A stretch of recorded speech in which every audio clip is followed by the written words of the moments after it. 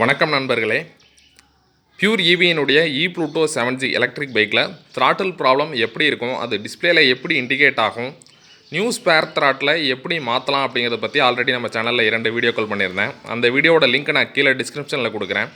So இந்த வீடியோவில் நம்ம என்ன பார்க்க போகிறோம் அப்படின்னா, அந்த நியூ ஸ்பேர் த்ராட்டில் எப்படி நம்ம மாற்றலாம், அதாவது நான் எப்படி மாற்றினேன் அப்படிங்கிறத ஸ்டெப் பை ஸ்டெப்பாக டீட்டெயிலாக எக்ஸ்பிளைன் பண்ண போகிறேன். ஸோ பொறுமையாக வீடியோவை ஃபுல்லாக பாருங்கள், அப்போ தான் உங்களுக்கு கிளியரான எக்ஸ்ப்ளனேஷன் கிடைக்கும்.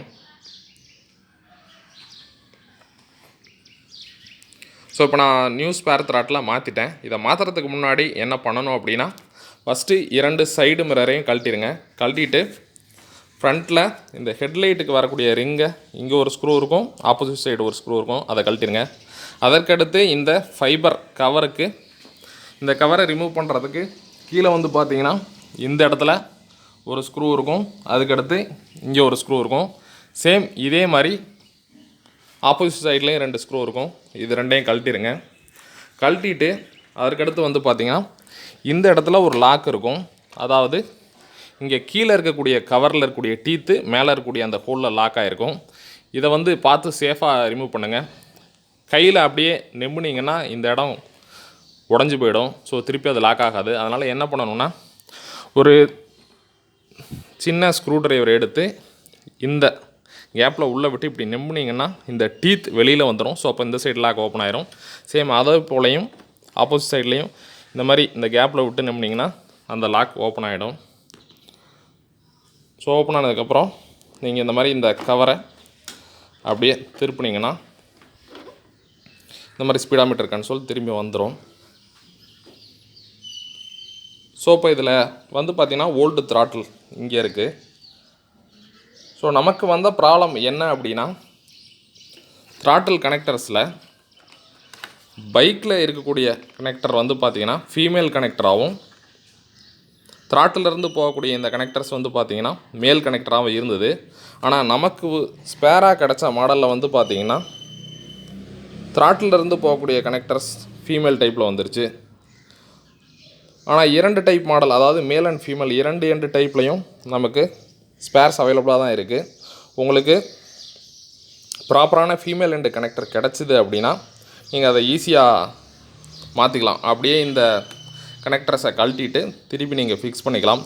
ஒருவேளை உங்களுக்கு இப்போ எனக்கு கிடச்சது போல் ஸ்பேர் த்ராட்டிலையும் ஃபீமேல் கனெக்டர்ஸ் வந்துச்சு அப்படின்னா, இந்த மாதிரி கேப் விட்டுட்டு உங்களோட நியூ த்ராட்டில் இருக்கக்கூடிய இந்த ஃபீமேல் கனெக்டர்ஸை கட் பண்ணிடுங்க.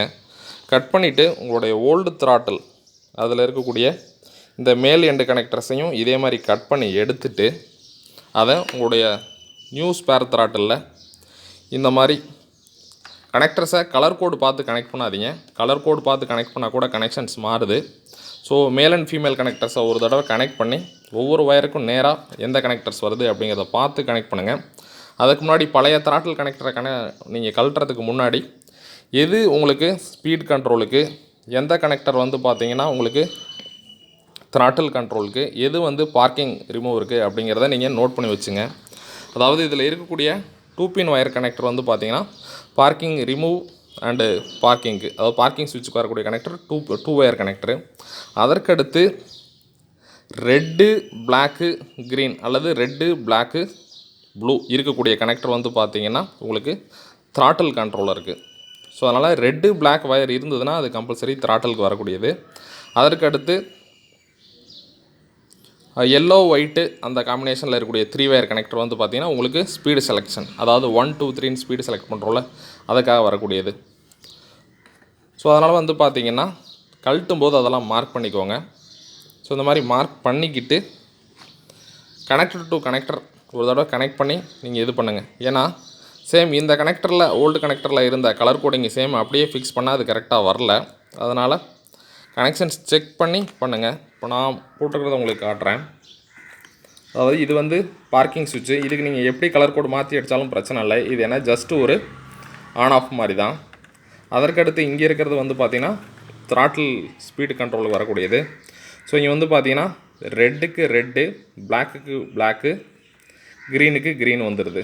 ஸோ இந்த மாதிரி கட் பண்ணி, அது இது வந்து ஓல்டு த்ராட்டில் எண்டு. ஸோ உங்களுக்கு கிளியராக தெரியுதா? ஓகே. ஸோ இது வந்து ஓல்டு த்ராட்டில். இதில் வந்து பார்த்தீங்கன்னா நியூ த்ராட்டிலோடைய எண்டை நான் இங்கே ஃபிக்ஸ் பண்ணியிருக்கேன். இதில் வந்து பார்த்தீங்கன்னா ரெட்டுக்கு ரெட்டு வந்துடுது, க்ரீனுக்கு ப்ளூ வருது, பிளாக்குக்கு பிளாக் தான் வருது. ஸோ இது வந்து உங்களுக்கு speed control, sorry throttle control. Speed selection இருக்குது பார்த்தீங்கன்னா, இதில் வந்து பார்த்தீங்கன்னா ஒயிட்டுக்கு எல்லோ வருது, எல்லோவுக்கு ஒயிட் வருது, ப்ளூவுக்கு ப்ரௌன் வருது, ஆப்போசிட்டில் மாறி வருது. அதே போல் பார்க்கிங் செலெக்ஷனுக்கு வந்து பார்த்தீங்கன்னா கிரேக்கு கிரே, ப்ரௌனுக்கு க்ரீன், ஸோ மாறி வருது பாருங்கள். ஸோ இந்த மாதிரி ஒரு டைம் கனெக்டரை ஃபிக்ஸ் பண்ணிவிட்டு அதுக்கப்புறம் கலர் கோடு பார்த்து கனெக்ட் பண்ணுங்கள். ஒருவேளை உங்களுக்கு மேல் to female opposite throttle connectors மாறி வந்திருந்தால், சேம் பைக்கில் இருக்கிறது மாதிரியே உங்களுக்கு ஸ்பேர் கிடச்சுன்னா ஒன்றும் பிரச்சனை இல்லை. ஈஸியாக அந்த கனெக்டர்ஸை ரிமூவ் பண்ணிவிட்டு நீங்கள் கனெக்ட் பண்ணிடலாம். இந்த மாதிரி ஒர்க் பண்ணுங்கிற அவசியமே இல்லை. ஸோ நான் இப்போ இந்த இடம்லாம் கட் பண்ணிவிட்டு சால்டர் பண்ணி ஹீட் ஸ்ரிங் ஸ்லீவ் போட்டிருக்கேன். இதுக்கு மேலே நான் இன்சுலேஷன் டேப் போட்டு இன்சுலேட் பண்ணிடுவேன். அப்போ ஒரு எந்த ப்ராப்ளம் இருக்காது. ஸோ இப்போ நான் த்ராட்டில் சேஞ்ச் பண்ணியாச்சு. ஸோ எந்த ஒரு ப்ராப்ளமும் இல்லை, நீட்டாக பைக்கு ஒர்க் ஆகுது. இப்போ அதை உங்களுக்கு நான் செக் பண்ணி காட்டுறேன். ப்ளஸ் இந்த ஹார்ன் சுவிட்ச் இங்கே இருக்குது பார்த்தீங்களா, இந்த ஹார்ன் சுவிட்சு சரியாக ஒர்க் ஆகாமல் இருந்தது. ஸோ இதை ஓப்பன் பண்ணி, லாக் டைப் சுவிட்ச் தான் ஓப்பன் பண்ணி உள்ளே இருக்க அந்த கான்டாக்ட் பாயிண்ட்ஸில் இருந்த டஸ்ட்லாம் க்ளீன் பண்ணி போட்டோன்னே இப்போ எனக்கு ஹார்ன் சுவிட்சும் ப்ராப்ளம் இல்லாமல் ஒர்க் ஆகுது. ஸோ இப்போது நியூ த்ராட்டில் சேஞ்ச் பண்ணதுக்கப்புறம் இது எப்படி ஒர்க் ஆகுதுங்கிறத காட்டுறேன். நம்மளுடைய பைக் மாடல் வந்து பார்த்திங்கன்னா ஹையர் அண்ட் மாடலுங்கிறதுனால ரிமோட்லேயே ஓப்பன் பண்ணிக்கலாம்.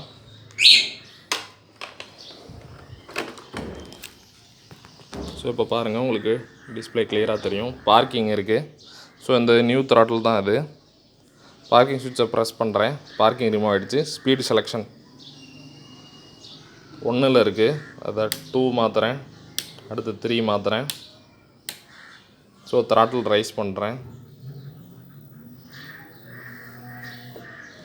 ஸோ இந்த ஓல்டு த்ராட்டில் கழட்டுறதுக்கு என்ன பண்ணணும் அப்படின்னா, இந்த இடத்துல பாருங்கள், சாரி இங்கே இந்த இடத்துல ஒரு 2.5 mm எல்என் கீ போட்டு இந்த ஸ்க்ரூவை லூஸ் பண்ணி நீங்கள் ரிமூவ் பண்ணிங்கன்னா அந்த த்ராட்டில் வந்துடும். அதை லாஸ்ட் வீடியோவில் நான் காட்டியிருப்பேன். ஸோ இந்த மாதிரி தான் நான் இந்த பைக் த்ராட்டில் மாற்றினேன். ஸோ இந்த வீடியோ உங்கள் நண்பர்களுக்கு யூஸ்ஃபுல்லாக இருந்ததுன்னா அவங்க கூட ஷேர் பண்ணுங்கள். மீண்டும் அடுத்த வீடியோவில் சந்திப்போம். நன்றி, வணக்கம்.